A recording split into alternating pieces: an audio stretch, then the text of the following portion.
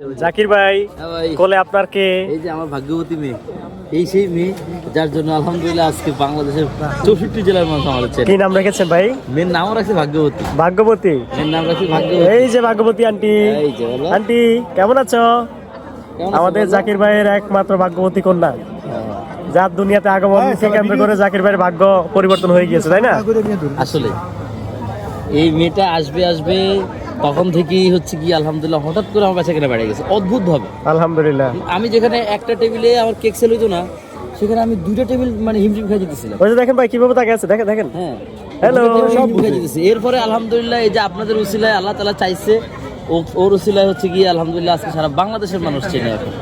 ঠিক আছে। ওর নাম কি ভাই? আমার মেয়ের নাম হচ্ছে গিয়ে ভাগ্যবতী। ভাগ্যবতী মানে হচ্ছে গিয়ে ওর নাম হচ্ছে আমাতুল্লাহ আরশি। আমাতুল্লাহ অর্থ হচ্ছে গিয়ে আল্লাহর পছন্দের বান্দি, আর আরশি শব্দের অর্থ হচ্ছে গিয়ে ভাগ্যবতী। মেয়ের নামই রাখছে ভাগ্যবতী। আলহামদুলিল্লাহ। সবাই দোয়া করবেন জাকির সবাই ভাইয়ের মেয়ের জন্য দোয়া ভাগ্যবতী কন্যার জন্য দোয়া করবেন। এই যে অনেক কিউট। বাবার দোকান আসছে না মা, আন্টি? ও মা, আপু দোকান আসছো? মা ওই যে কথা বলে, চেষ্টা করে।